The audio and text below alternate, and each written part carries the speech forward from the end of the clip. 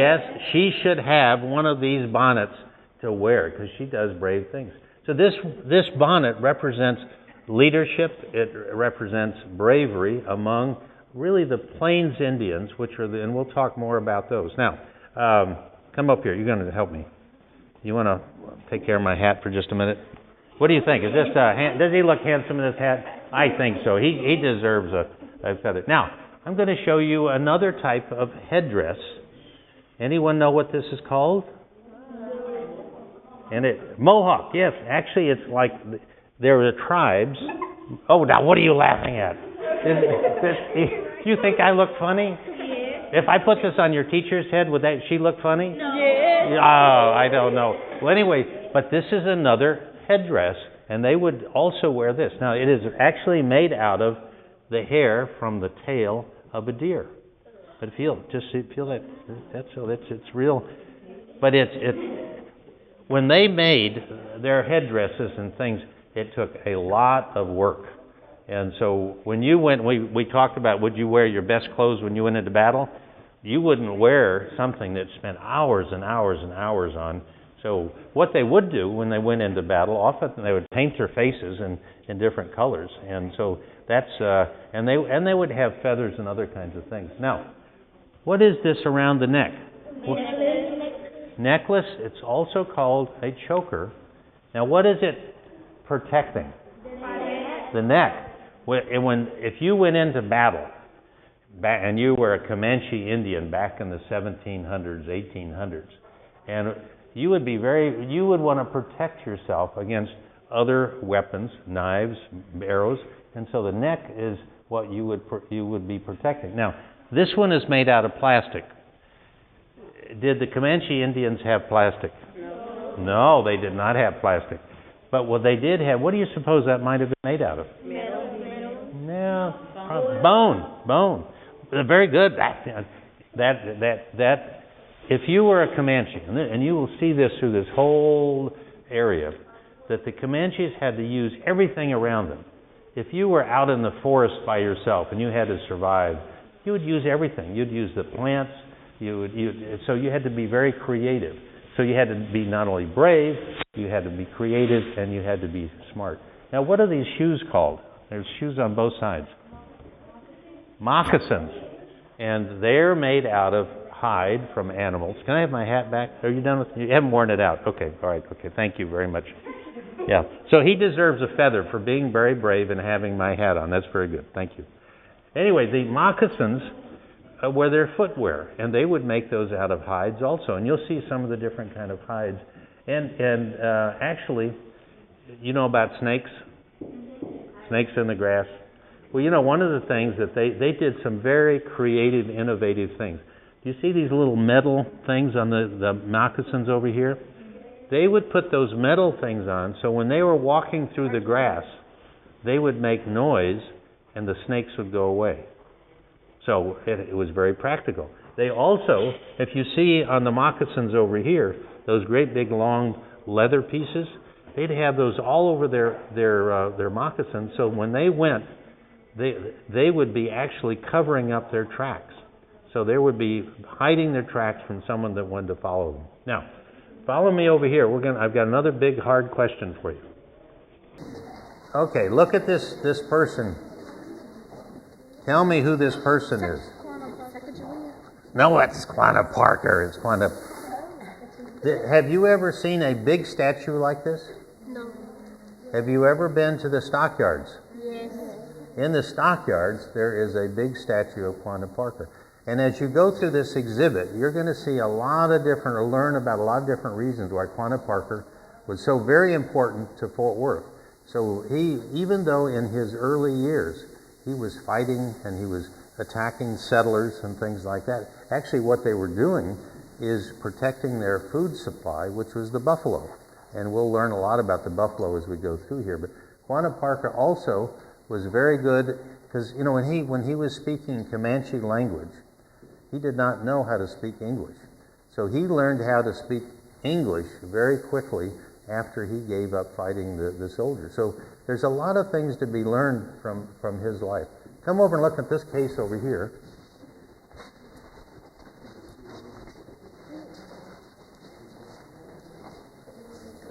So what gives this case color? Feathers. What else? The outfit. The outfits, but the beads. Look on my vest. These are beads. And the Indians were very, very conscious about decoration. And even though they were living out in a very primitive kind of type of world, they loved to decorate their robes and their other things. And actually the paint they would use, that would come from berries and other kinds of really simple things. They were very, very creative, smart. In fact, they would use all the plant life for medicine. They had hundreds of different kinds of uses of plant life for medicine. A lot of the medicines we use today really came from that same thing. Also, you see the symbols that are on the belts and things in there? Yes. If you were a Comanche and you ran into somebody else from another tribe, do you think you could speak the same language? No. Probably not. And so what you would have to do is figure out how to communicate. And communicate, in this case, often meant sign language. Have you heard of sign language? Yes. All right. If I did this sign, what do you think this might represent? A tent. A tent. That's very good. The Indian tent is called what? Teepee. Teepee. So very often when they had something that had kind of a triangle to it, that was representing the teepee. And you'll hear more about the teepee because one of the most creative things that the Plains Indians did was invent and use teepees. Very, very important. Okay, as we go into the next room, what is in that case right over there? A drum. So what would a drum be used for? To beat or to whenever they need to have a meeting together. So they would make music. They would communicate. What is on the top of the drum? Rope. Well, there's ropes tying what together? Skin. That's right. And what you're going to see is all the different ways that different skins were used in a very practical way. We're going to go into the next room. Have you ever heard of John Wayne? Yes. All right. This is a very bright group. That is not John Wayne. Now, he looks like John Wayne. But when we go into this next room, we're going to divide into two groups. So half are going to go with the John Wayne look-alike guy, and the other half are going to go with me, the short guy. So you will have to figure out how you divide up into two groups. Half over here and half with me. You were out in the middle of the winter. Everybody get a feel here. Everybody get a feel. If you were out in the middle of winter, you think this buffalo would keep you warm? Yes. Oh, it really would. In fact, here is the underside. This is the hide, the skin. And you know what the teepees were made out of? Buffalo skin, because it's really thick. I'll show you some other pieces of it. Oh, yeah. And in fact, what does it smell like? Did you smell it? No. Smell it. Dirty. It smells like. You know what it smells like? It smells like buffalo. Yeah. All right. Yeah. Come over here. Everybody, look at this picture over here. What does that say? Uses of the bison. Now, what is a bison? Buffalo. Yeah, it's really kind of the same thing. They're technical names. We're going to get to those in just 1 second, and then you get to feel them all. But if you were a Comanche, what are the ways you'd use the buffalo? You've gone out. Get on it. Well, no, you would eating, food, clothing, and tools, cooking. Yeah, and they would even take the stomach, and the stomach would be a pot. So they used the buffalo for everything. Now, what is this big white thing up here? A buffalo skull. It's a buffalo skull. Yeah, in fact, actually, she was asking, that's not a little buffalo. Actually, but it is. It's an example of beaded artwork, and it's actually bone is probably the. They just put beads around it. Probably what they do is sew the beads onto real thin skin, and then they would put it around. That's how they would do that. Now, have you ever seen a buffalo horn? Yes. Where would the buffalo horn go? Right here. So, okay, now, all right. Here is buffalo horn. Now, if you were a buffalo, are you a buffalo? No, you're not a buffalo. You don't have these horns, but I have them. So if you were a buffalo, how would you use these horns? To protect yourself. Yes. Feel the end of the horn. Is that smooth? Not put them on. No. Well, actually, you know, the Indians would actually use. Don't squeeze. Be real gentle. But see how smooth the end is? Because the buffalo used this. If you were a mama buffalo, and you had babies, what would you worry about? Would you worry that someone might come and eat your babies? Yes. Yeah. What kind of animals would that be? Buffalo. Well, not other buffaloes, but actually mountain lions, coyotes, big animals, but snakes. Now, all right. This is this is a hard question, and we'll have to see whether your teacher knows the answer. What is the buffalo horn made of? Hair. Iron. Oh, how did you know it was made out of hair? Because, oh my goodness. Does that look like it's made out of hair? Well, look at the very end. You see the little bits of hair? But you're absolutely right. And the reason why this is so strong is that it's on the skull. See where it would go on both sides? That's why this is really the covering over the skull. Now, what could you use this for? To drink, bugle, blowhorn, and also, you know what other animal has a very same kind of horn? A rhinoceros. That's right. It's the same thing. So this is one of these things of nature that is just really amazing. So it's the hair that grows close together is what creates the horn and the cover over the skull. Now, what is this Indian doing over here? What do you think he would be? Why would he be doing that? He killed one, and he is thanking the Great Spirit. His God, he talks about as the Great Spirit, because the Great Spirit has given them the buffalo, and the buffalo gives them life. And that's why the buffalo is so important. What? Oh, now, do you ever hear the term Plains Indians? Okay, what is a plains? What is flat area with a lot of grass, and do you know how big the plains are? Clear up here is clear up in Canada, and clear down here is in Mexico.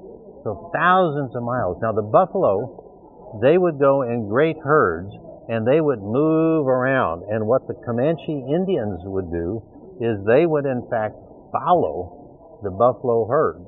And so at winter, the buffalo would go south, and in summer, the buffalo would go north. So that's why they had to have teepees, because they had to move around all over to follow the herds. Now, yeah, that's right. Well, and in wintertime, what they'd do less hunting in winter, because it was more difficult. But they also, actually, the buffalo would have thicker fur, and so if you were going to use the hide for robes, they would want to have buffalo that was getting thicker hair for the winter. So there's a seasonal thing that's very important. Now, and here, just pass those around, feel them. These are all different kinds of hides. In fact,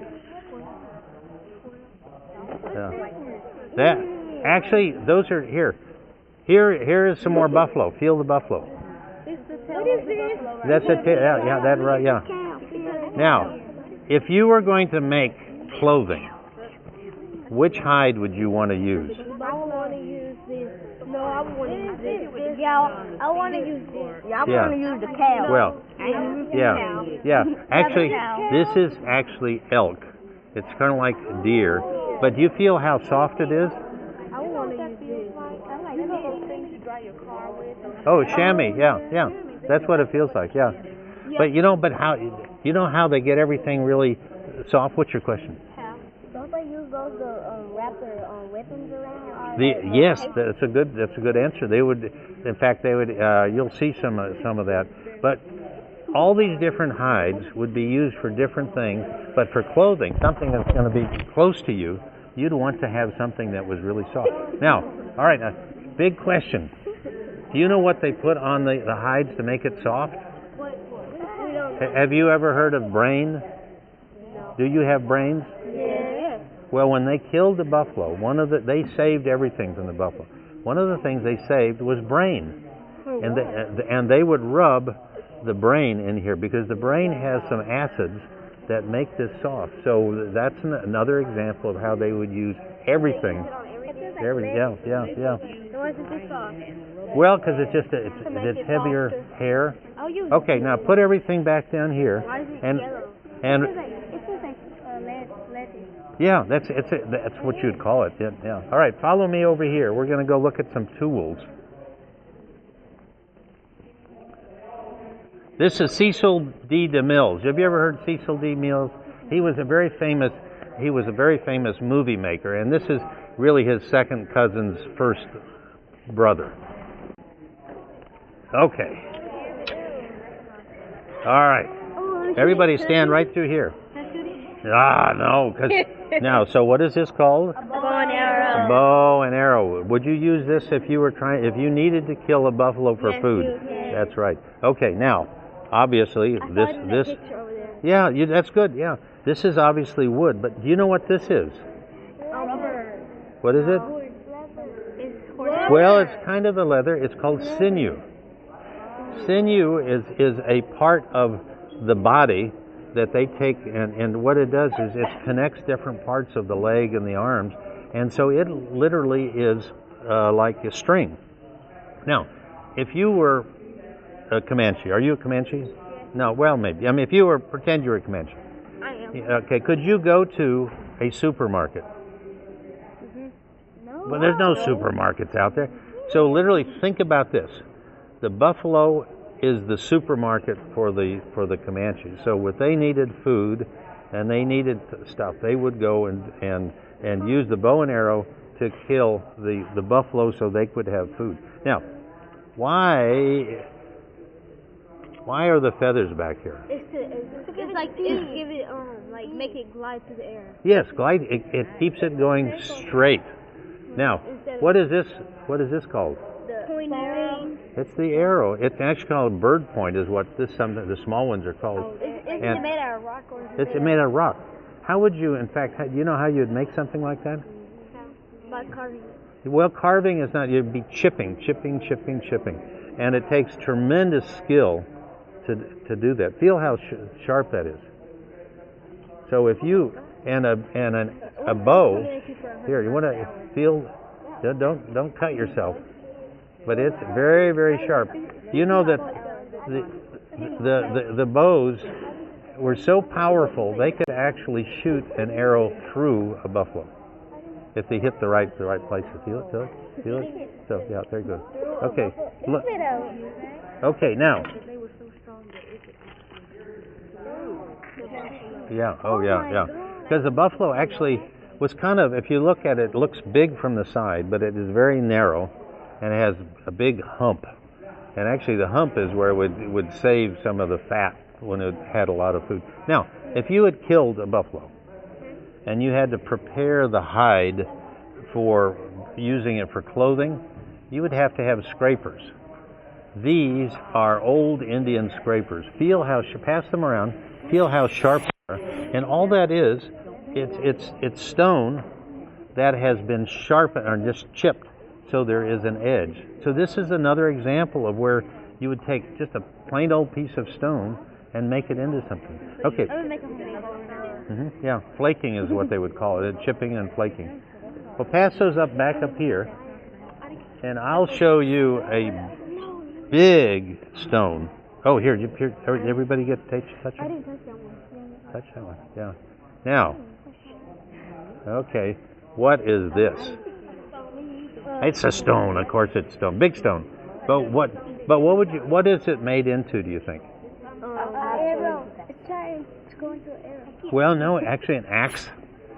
And in fact, what would be down here? The handle. The handle. And how would you attach it? Sliding over the two pieces like that. So what they did is they rubbed this real. So what you create is a place to take rawhide and wrap it around the axe. What's that? One of those. Put it through. Oh yes. Well, this is another one. Now, Your teacher certainly knows what this is. What is this? What is that? Oh, is that a stirrup? That's like a rope. No, but what's it? Feel it. What's it made out of? It's rawhide. It's rawhide, and actually, if you were on a horse? Come over here. You've got to pay attention here. If you were on a horse, and you decided it was time to take a nap, would you just let your horse wander? No. No, you wouldn't. Hang them up like an anchor. It's an anchor. It's actually called a hobble. Are you familiar with the word hobble? If I am hobbling, I would be going like this. What this does, it kind of anchors the horse. And your teacher is very smart. Do you know that? Yeah, she's very smart. So you'd put this around the legs of the horse so the horse could wander around and eat grass but would not go very far. So this is another invention that the Indians made.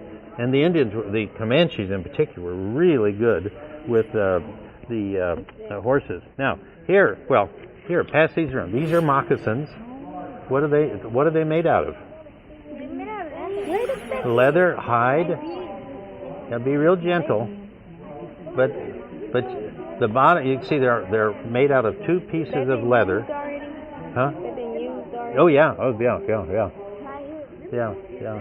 And you see how they're decorated? Did you get feeling? Come on over, feel them. What did the Indians use, like when they were done with the buffalo? Yeah. What would they put it in their huts, or would they? Yeah. They'd take the meat. They would actually dry the meat, and they would so the meat then could be used like jerky. You heard of jerky? Did the other Indians try to steal the buffalo? Did they? Yeah. Yeah. A lot of the Indians love the buffalo. Now, all right. Here is another big test. What is this? A rope. It's a rope. Made out of hair. Remember we saw all of that hair on the buffalo hide? To show you they make everything, they would take all of the hair and make it into rope. And have you ever heard the term hair shirt? Yes. It's kind of a weird term, but nobody wants to have a shirt made out of hair because it would not feel good. So that's kind of representing that. Okay. Another example. If you had corn and you wanted to make meal out of it, one of the things you would do is grind it. Feel how smooth that is. This is smooth because the Indians used it it's like a mortar pestle, but also it's a mano and a mate is big piece of stone you'd go like that. So the next follow Quanah Parker 2 here to the next learning center. Okay, did you have a good time? Yeah, okay, all right. All right, you're welcome. Goodbye, John Wayne. Thank you, John Wayne. Bye-bye, kids. See you. Be good to your teacher.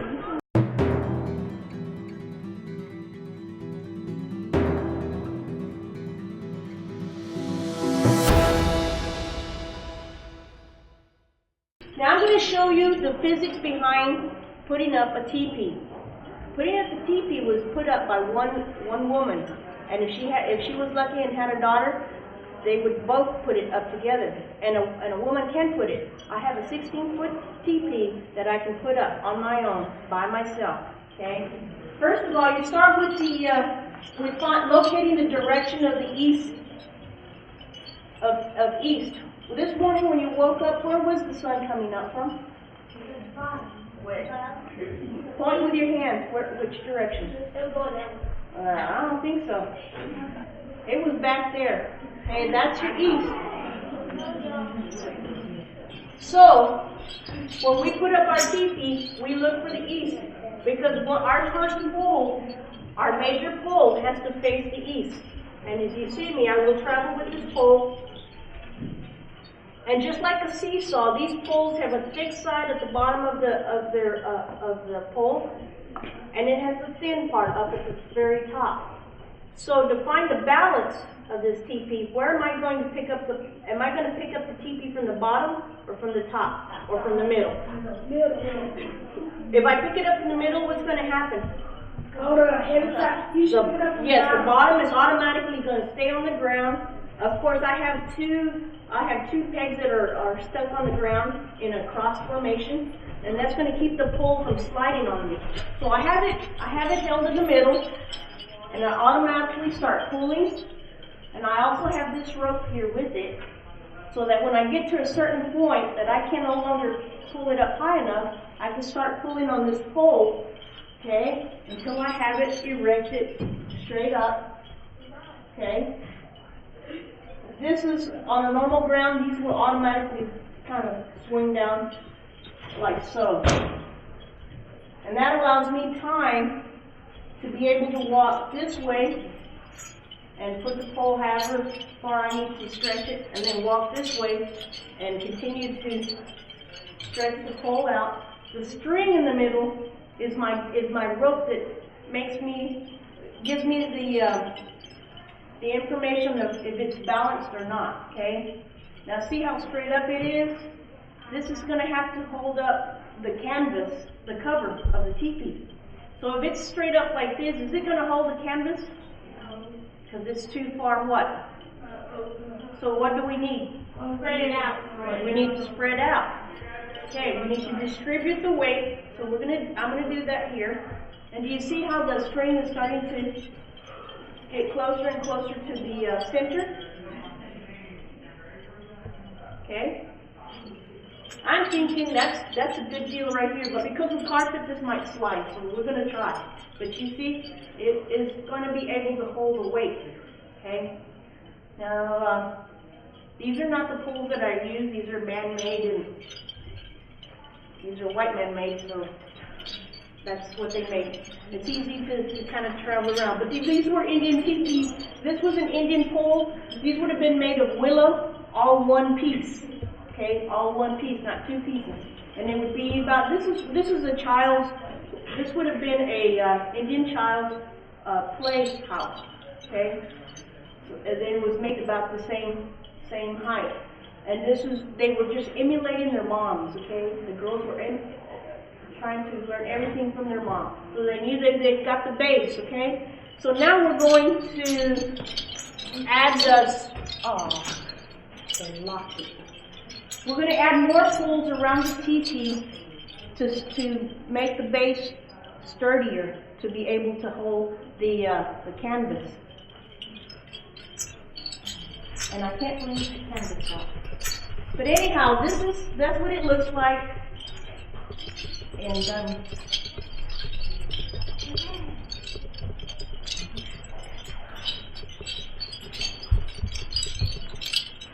And again,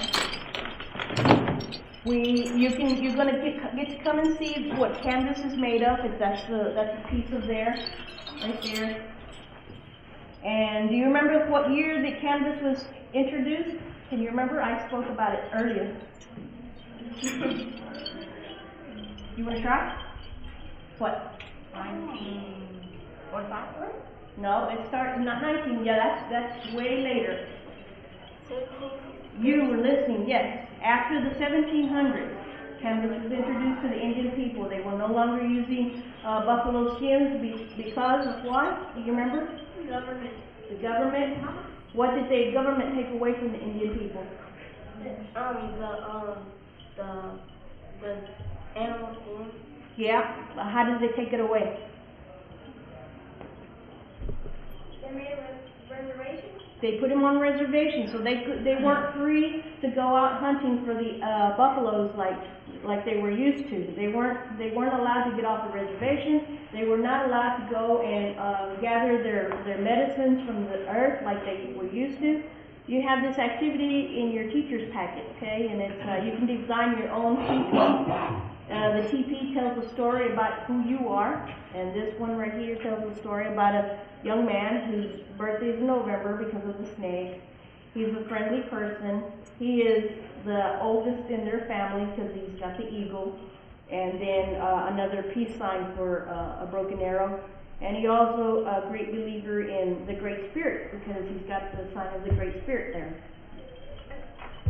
So yeah, a teepee tells lots of stories, and I hope to see if your teacher gets to do that activity with you. Take pictures and send them to my email. Okay.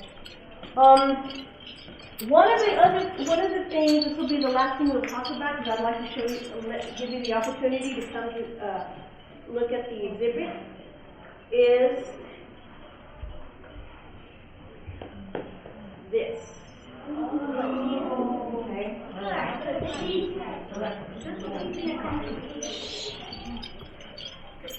Okay, how many of you have seen this on TV? Okay, the second question is, who was wearing it?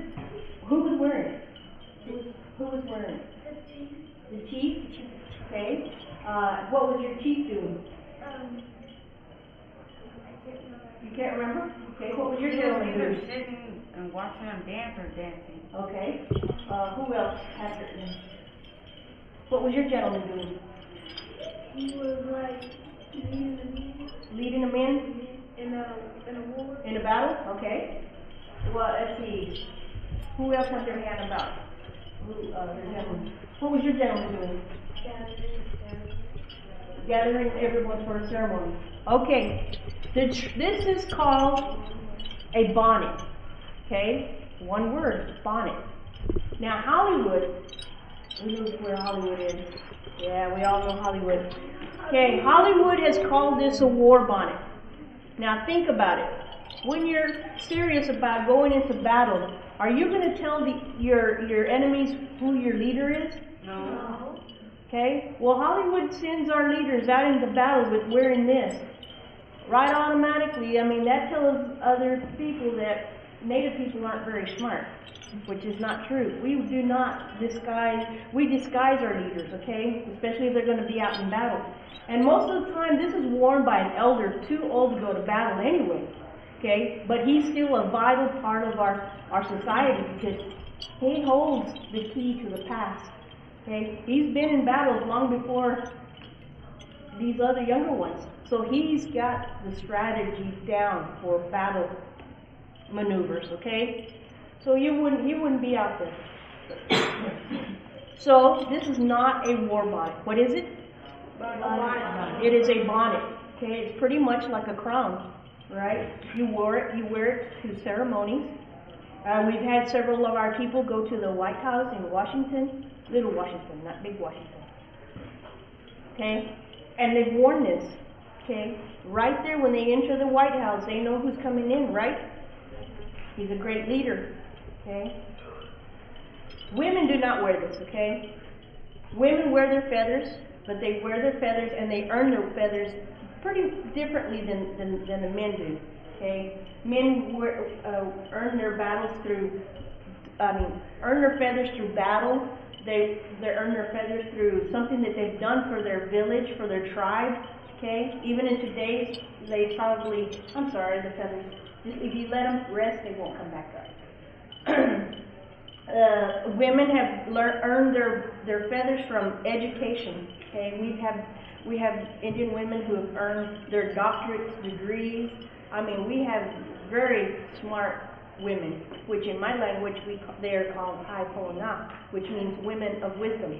Okay, they've earned their feathers, and if she's married, she would wear her feather on the left side, where her heart is. That tells others that her heart belongs to someone. If she's not married and still single, or if she is a widow, she would wear her feather on the right side. Okay?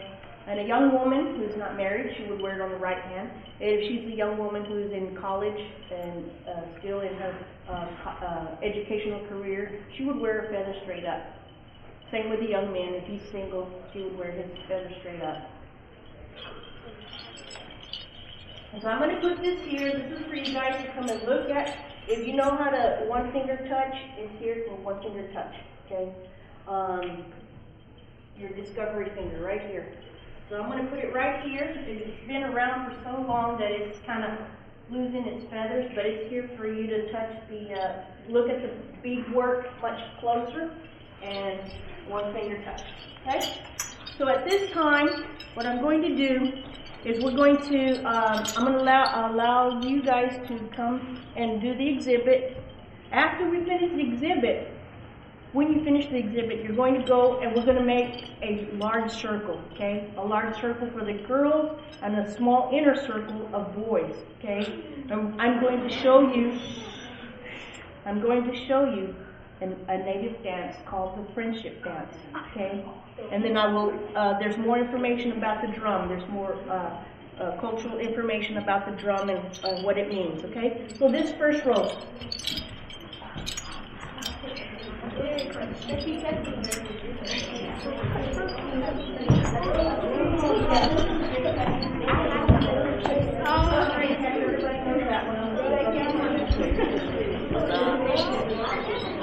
I'm the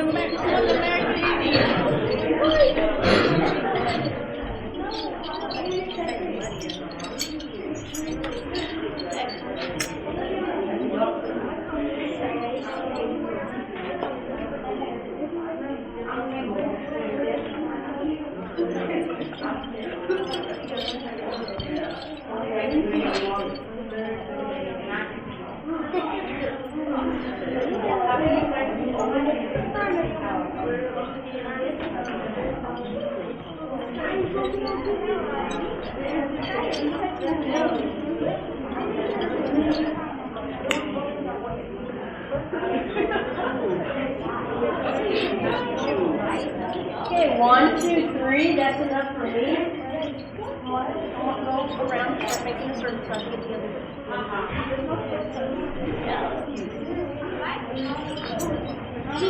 and don't forget the spins on your way out. No, like a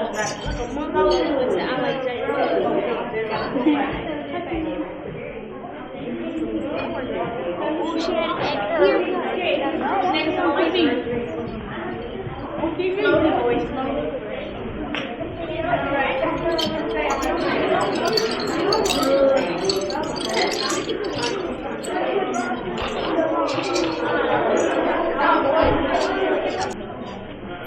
Okay, right there you automatically knew what this beat was. That means your ceremony is coming up, and everybody is supposed to be in position, and everyone's supposed to be quiet and waiting for your instructions. No one had to tell. Indian people are not known for many words. Okay, they use very little words, and when they use it, they're not going to repeat themselves. If you don't follow the direction at that moment, you lose out. That's all there is about it. Until this day, I still teach my Indian children. I'm going to say it once, and once is only. If you want this information repeated, you'll have to get it from one of your brothers. Okay? So, this is the drum, and I'm going to show you 4 different styles of drum beats. Okay?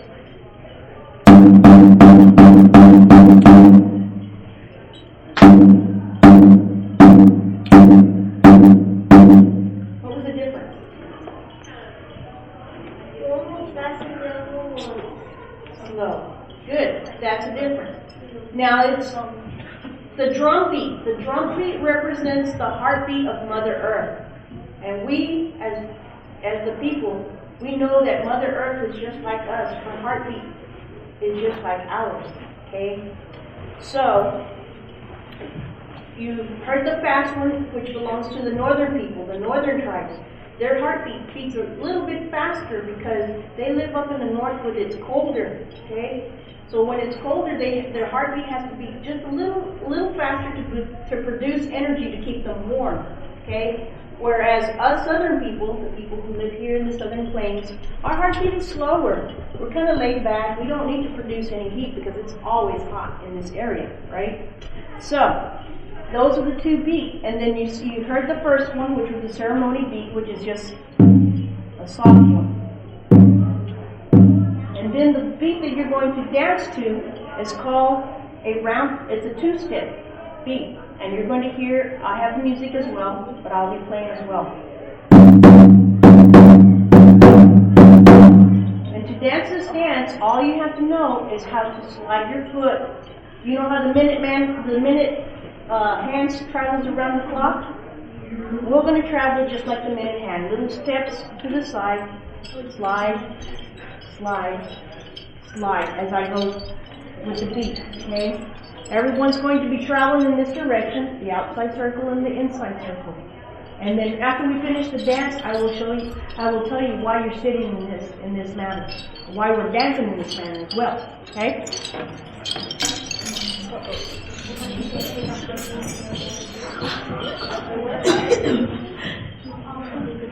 Now, everything that we Native people do is in fours. We have four directions. We start with the east, we travel to the south, and we travel to the west, and then we travel to the north. So, if everyone can stand up.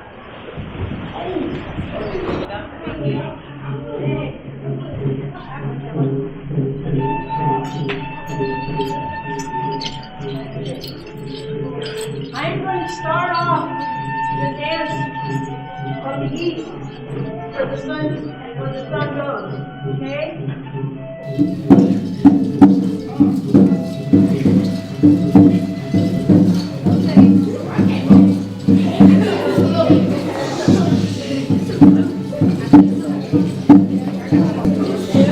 We have reached the south, so take one step in. Raise your hands. Say hello. Hello. And back. Hello. Now continue to dance.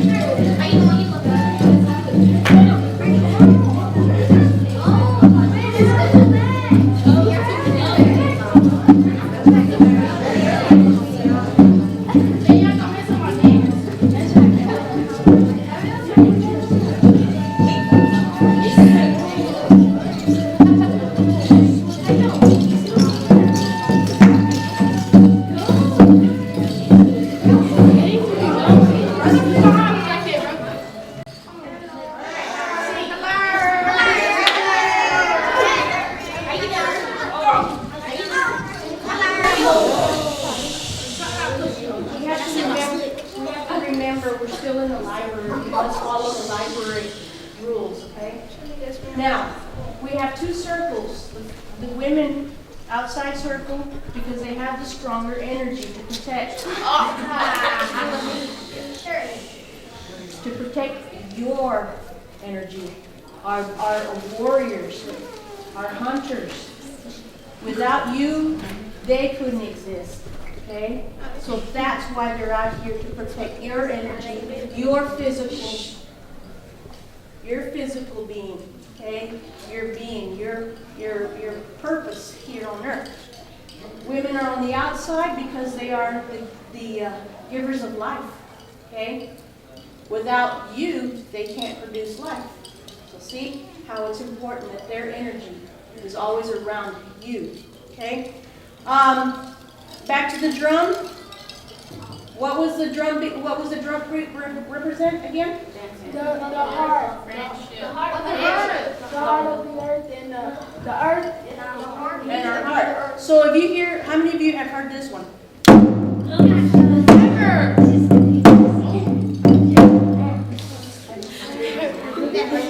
If you have heard this, is that an Indian beat?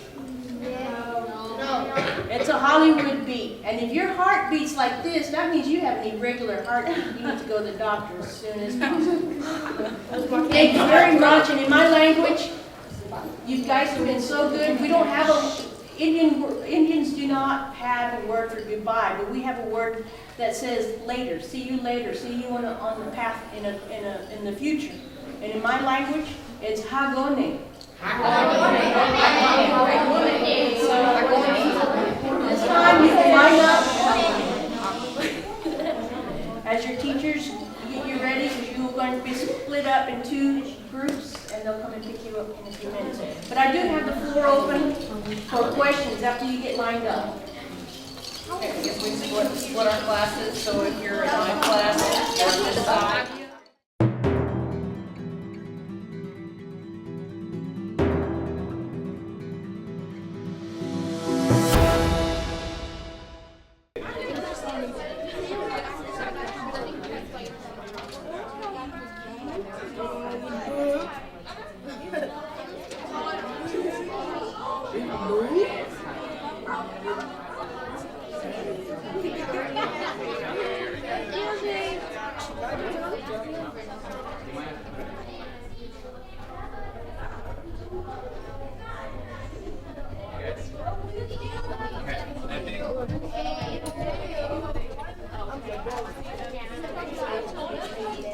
Up here in this new space, you can look there. And that website right there. Go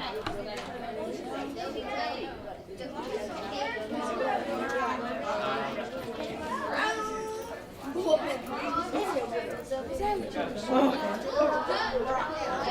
and type it in. I can't type it. We'll ask her first to see.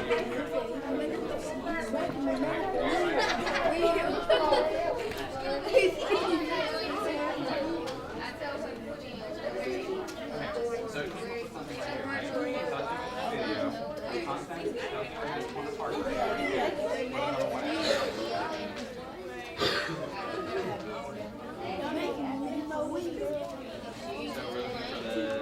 Name of it, right? What's the name of this? Right there. There's a couple.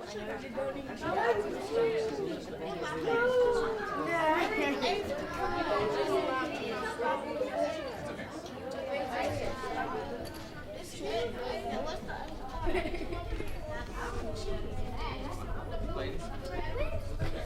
You guys type it exactly the way it has it. Is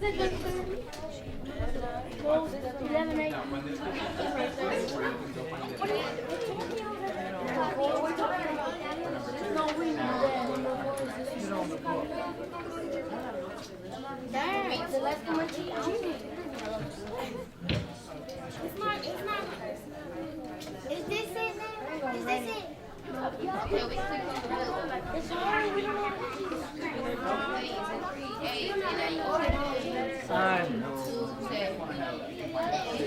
just get us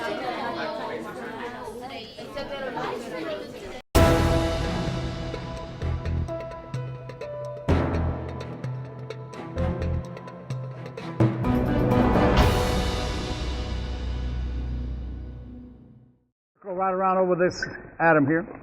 We'll get all my half right over here. Yeah, there your half. All right, we all set it up. Here we go. Doug mentioned about the importance of beads, whether of nature or the trading beads. The Indians didn't have cameras. Look at Quanah's photograph up here, and you'll see the multicolored beads, yellow for his kerchief, and he always kept his braids as the Native American style. Sometimes he would cover those braids with beaver hide. See that brown beaver hide color there? Isn't that beautiful? Nice facial setup with his hair and everything. So without cameras, well, they can make that likeness and make it for perpetuity. He mentioned the drum was the rawhide drum, the double-sided drum. What do we see here in the back? I think a shield. A shield, yes, a shield made out of the rawhide. And he's got his medicine pack in the middle for protection. The feathers of different types were important. Look at this right here. See those moccasins in the corner? See how they're real stylish? That would be his ceremonial type or celebrating moccasins. The other standard type would be more for riding. Now, if he needed a drink, he would do it out of his canteen over there in the back corner. See, they had constructed that out of hide, almost like a turtle. Okay, use your imagination a little bit here on this saddle portion. Imagine that if it was padded and nice leather and the attachment for a pack horse. As they did not have pickups, they couldn't haul their goods around like that, so they had to arrange the pack animal and put their items on the pack animal and the pack saddle took care of that. They would lead him behind the riding horse. Again, imagination. Let's put padding, nice leather, nice ornamentation on this riding saddle, beautiful gold and silver Spanish spurs. So you can see Quanah was riding along in high style for the category of a chief. Look at the different beaded scalbards and belts and everything that goes along with their, stature. Even in his arrow and bow quiver out of rawhide with a special fringe. Look, he's got beaded symbolism on those for the hunt. Now, look at that bow sticking up out of it. See that brown bow? That's a short hunting bow. The bow dart material it's made out of is, the insects don't like to eat it like they do softwood. The weather doesn't like to rot it like it does softwood. So that is a nice, strong pull bow. Of course, a brave is being real strong. He can make that pull. Imagine, if you will, he's on his pinto, riding and holding on with his legs. He's moving in close to the buffalo, and with that strong pull, he has a successful hunt. I'll show you a picture of that as we get further around. So follow me over to the movie screen. John Wayne and the Searchers kind of indicates like Cynthia Ann was. This little girl in the movie was an Anglo, and she was young, and John Wayne and them went after, captured, just not unlike the Texas Rangers and the Army did Cynthia Ann in her day. Now, Doug mentioned this warrior and, the armament type. Look, if you will, on his armament here and the choker for his neck. You can see where that would be quite handy if you were in a battle. And same way with the riding item. Traditionally, the Native Americans were not trained for actors. So they would take Anglos like myself, dress them up as Indians and Mexicans, Germans, and Spanish people, and so forth. Now, Jay Silverhills was a Native American, and it's imagine the Lone Ranger and his sidekick Tonto. Anybody know the Lone Ranger? No, that's Bonanza. Okay, anyway, nowadays there's more and more Native Americans playing in the movies. So, if we can step right on through here at this other item. We noted the good use of leather, because they couldn't go to Walmarts and shop and get us a shirt like we do. They had to use the hides of the animals that they hunted for food and so forth. So depending on buffalo, deer, elk, or whatever, well, they would use the special native type chemistry to tan the hides. Nowadays they use chemistry of different type, but the Indians, by experience over time, they use natural fluids to do the tanning. This young man's looking at this stick with the deer hoof and the antler. That's a medicine man stick that he's doing the chant and honoring the Great Spirit. He has a feather witness in one hand, the eagle claw noisemaker, and just imagine, if you will, he's all decorated up and doing his chant to the Great Spirit, or honoring the seasons as they did for the north, south, east, and west, and so forth. Look at the board in the middle. There's 4 6s on that, and that's Burt Burnett's brand for his cattle, so that he could tell his cattle from other people. The running W is our herd brand that travels twice daily out at the stockyard on Exchange Street. The circle with the dot in the center was Quanah, indicating the universe and him being the center. Right here on our picture boards, we have Cynthia Ann Parker, a woman of 2 worlds. By that we mean she was a white girl captured by the Indians and learned that particular culture, married the chief, had 3 children, Quanah, middle boy Pecos, and little prairie flower. So her son, Quanah, as he was a warrior in the earlier days, and when they went to reservation, he became a leader of his people. So we have Cynthia Ann, the mother of 2 worlds, Quanah, her son of 2 worlds. Here is him with his white man's regalia on, because after he went to the reservation, he could no longer ride the plains and hunt. He had to deal with the government, the Indian agents, and all that. So he came quite good at English, as you're coming quite good with all your studies, right?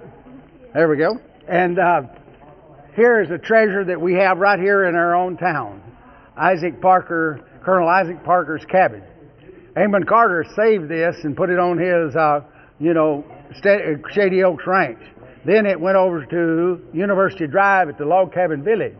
So imagine in your mind's eye, if you will, standing right here, Cynthia Ann, after they brought her back in her Colonel Isaac's cabin. Have you ever been to Log Cabin Village? No. Have your parents taken you to Log Cabin Village? No. Well, right here in Fort Worth, it's really a treasure. You can see where Cynthia Ann really lived towards the end of her life. So all these people have really impacted Fort Worth history. Mm-hmm. When Cynthia Ann was captured, she was in her buckskins of the Indian, and then they dressed her in white women's clothes for photos and so forth. As she went on through here, the Indians went to the reservation when they could no longer hunt the plains, but they had all of their traditions and talents. So Quanah and the different Indians would come down, use Burt Burnett, some of his horses and all, and entertain at the Coliseum and other venues around. So like your teachers and all say, they were a big part of Texas and the Comanchero, actually Fort Worth. So you're really talking about people of yesteryear right here in your place. Remember the Tonep's bonnet, the war bonnet you saw up there? He stopped off on his brave deeds about there. Look at Quanah. Both sides, He had a fondness for white horses. As they beaded each one of the feathers, the eagle feathers of his important duties and things that he was famous for, he put a wisp of white horsehair on each one of the feathers. Quanah in his, white man clothes. Here we have Quanah's Star House here on Cache, Oklahoma, and it was on the Fort Sill preservation at the time. Why would a Indian on the reservation need such a big house here instead of just a teepee? Many, many children, many wives. So the ranchers, they were bringing their cattle up through the Chisholm Trail and other western trails and so forth. They had to go to Kansas City and Dodge City to get them on the railroads to ship them to the East Coast. So when they got to Quanah's area there in the Indian Nation, which is Oklahoma now, they needed to rest up and graze on his good grass, drink his water, rest up so that they didn't lose any weight, because, by the time they get to the East Coast, they want them still to be nice and healthy and ready for it. The house in its original station here, then when it went to the Eagle Park, when I took this picture in 2009, this shows the actual status of the house right now. It's deteriorated somewhat, but still a historical treasure, and it means a lot to Fort Worth, Oklahoma, the Fort Worth ranchers that supported it, built it for him and everything. So it does strictly tie back right to our area. Why the stars on top?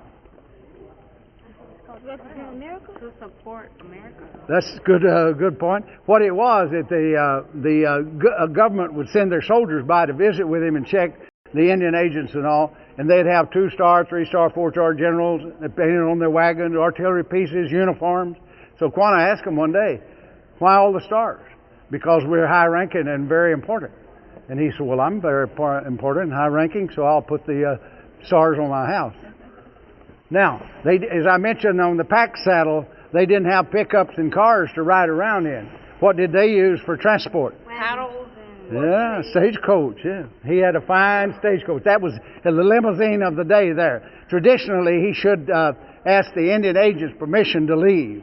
But Quanah was well known through Texas and all, so he might decide to take the family on a vacation to Mexico. He didn't ask anybody. He just had all the equipment to do it, and then they worked with him. What kind of carpet does he have in his home here in the bedroom? Fur. Buffalo hide, yeah, good. Now, if Quanah was alive today, Obama would be down there visiting him and talking business. In his day, it was President Theodore Roosevelt. They would come down to the Indian Nation, hunt with Quanah, powwow and all that. One of the entertainers of the day, when you bring the president down, you've got to entertain him with something important. So Jack Abernathy was renowned for catching the wolves with his bare hands. Yes? Is that a wolf right there in his hand? Yeah. Hmm? Is it dead or alive? Well, he's got him pretty well corralled. The theory is if you catch an animal on the lower jaw that articulates, well, he can't bite you because he can't move it up. Don't try it, but that's theory. Now, as Quanah was searching for his mother, she had passed away. He knew she was here in Texas somewhere, so he wrote the governor of Texas, says, "Governor, help me find my mother." So they found her in East Texas at Poignard, and this is the headstone marker. When he got permission to move her remains to Post Oak Cemetery, and then later on to Fort Sill Cemetery, well, got her a nice big marker here, commensurate with her history and the nation. I took that picture on the Chief Knoll. She sat there, yes.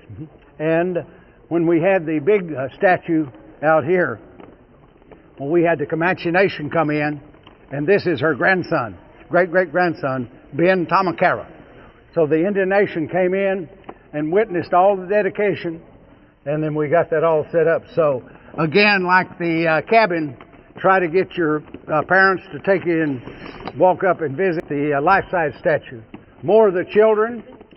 Now, again, let's mention this treasure we have that's close for us to visit. We're putting a new roof on the Parker cabin out there at the Log Cabin Village right now. So, very shortly, you can get your family or the teachers to take you out and you'll see it. I took this shot in color to give you a more realistic picture than the old historic black and white. This is a chair that they loaned us as some of the historic books. Quanah in his Indian regalia. When he passed away, a shot of the burial. And here on the Chief's Knoll in the cemetery, well, here is his nice big marker. Yes? Where is this at? Huh? Where's that? Fort Sill, Oklahoma. Right across the border there. When Quanah died in 1911, here's a picture of 1 year before. So he's still a fine-looking, authoritative type leader. What do we see over in this case here? That the the term is cradle. We call things like that backpacks now, but they called it a cradle board. Just unlace it like your tennis shoe, put the boy or girl papoose in there, lace it back up, snug as a bug in the rug, and they can put them on their back, walk around, or if we're riding the horse, hang it on the side of the horse, and away they go. If you'll, yes, question. When they put on the shoes, how did it feel inside of it? Huh? How did the shoes feel inside of like these right here? Okay, it's got that little cradle board bottom right there. Kind of like you were standing on a little perch. So it had a little support. It wasn't just completely soft. Mm-hmm. Good question. And the beautiful part about it, they were standing, so it was supported like that. So you didn't want to all crunched up. Right over here, this way. Let's look at this picture. We talked about that hunting bow so much. This is a real live approach here. See this warrior or the hunter? He's on his pinto, holding on tight with his legs, moving into the buffalo with his short pull buffalo hunting and makes the successful hunt. This is a lance, and they did use those too, but by and large the bow was probably more of a safe way to do it, because once you release the arrow, you're through with it. If you do a lance, and if you're not loose with it rather quickly, well, it can come back to haunt you. I have a question. Do you know on the short bow how much Pull it was? Yeah, how much power it took? I've never heard anybody speculate on the actual poundage, but it took a strong warrior to do it. Good strong warrior. Mm-hmm. Here is an Indian war shirt, and the headdress you saw out on the front. We have a photo of Toe Nips. There he is in full regalia. He passed away last year, unfortunately, but he's left us his treasures through his family, and he's speaking well and enjoying y'all visiting him. The war shirt, as they did warriors, well, they, the term scalps, you've heard that. Well, they would, it'd be just like stripes on a soldier's uniform. They would hang the scalps on their shirt. let's step over to the buffalo hide. Winter time in our area, can you imagine this buffalo, once they've had the successful hunt, tanned the hide? Well, that would make a nice coat or robe. And also on the floor of your teepee, instead of sitting on the cold ground, well, that would be nice, wouldn't it? What was the main source of food for the Comanche? The stomach. The buffalo. Bison or buffalo was their main source. You're right, they used every part of it. The skin for clothing and so forth. The meat for food, hooves and bones for tools and so forth. Step over to the, buffalo horn he's got over there. See the different hides from buffalo to elk to deer. And when they tan those, that's a longhorn there on the paint cow hide. What is but that? Elk, it's kind of like a deer. But see how soft that is? That'd make you a nice shirt or a nice blouse. Those buffalo horns that you have there, when they start out as a baby buffalo, it's little buttons, and the hair lasts over it. The hair kind of continues to grow and congeals into it, so the horn is actually a congealed or, glued together looking hair. Let me have one of them and I'll show you just a minute. I'll give it. See, it came to the buttons, and those hairs just moved up and sealed together. But all those were buffalo hairs as it grew together. And then it hardened up to the final point there. Step with me over to the photo gallery.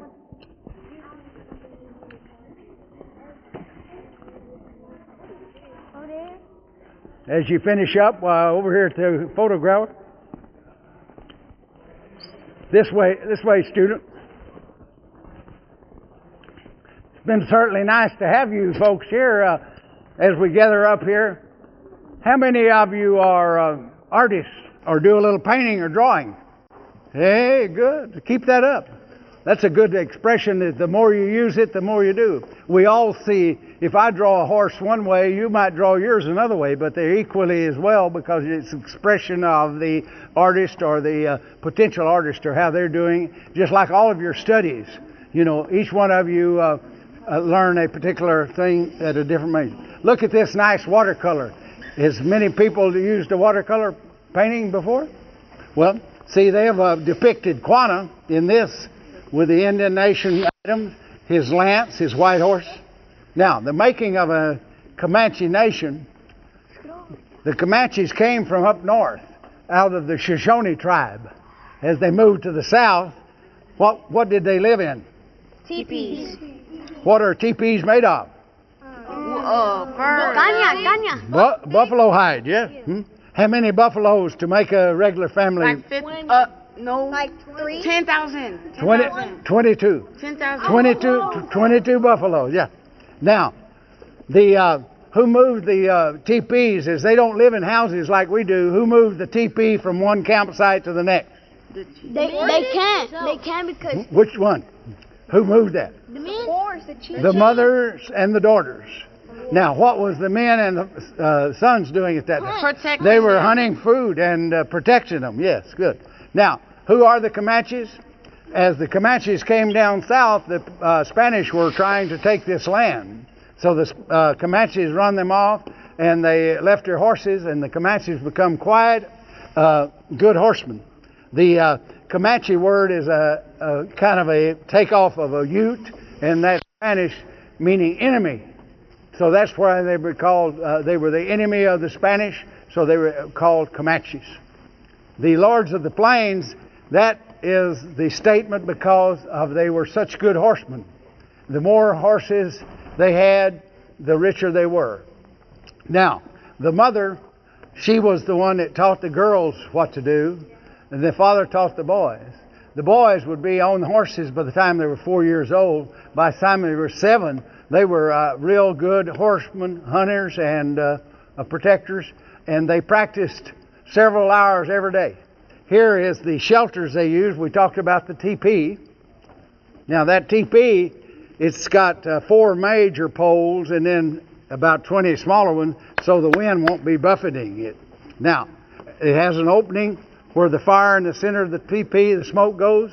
It can be collapsed if it starts raining or snowing. So it's quite a good creation for a family to live in and be safe. The food sources, what we talked about it over to Buffalo. What was the main food source for the Comanches? Buffalo. They used everything. Meanwhile, they were so, understanding of nature. They knew the berries, the wild berries that were good to eat, the wild vegetables, the wild onions, and all of the wild pecans and so forth. So they made that a little bit of their care package too, because sometimes the buffalo were not there, and they had to make do with the buffalo that they had already had cured and everything. When they went to the reservation, they're kind of in the situation we are now with you. You're going to class and learning. So that's what they were doing. They were learning the American way, or the white man's way, and the roles, as I mentioned before, was mother taught daughter, father taught son. This depiction of the Paladero Canyon here shows the last stand, if you will, because they were all in there for the winter. And Mackenzie and his group came in, and the key parts of the Comanche culture was horses and the buffalo. So the buffalo government issued an edict for the buffalo hunters to kill all the buffaloes so the Indians wouldn't have anything to eat, and to kill all the Indians' horses so they wouldn't have a way to ride around. So in the Comanchero, they're down here in Mexico, Texas, Oklahoma, Denver and all that, and back here in New Mexico. Well, imagine if Fort Worth was right there. This would be Fort Concho, Fort Bliss, and all that. Right now, thank you, folks. We sure enjoyed that. Study hard. What about the bow and arrow? Yeah, well, you'll get to see it next time.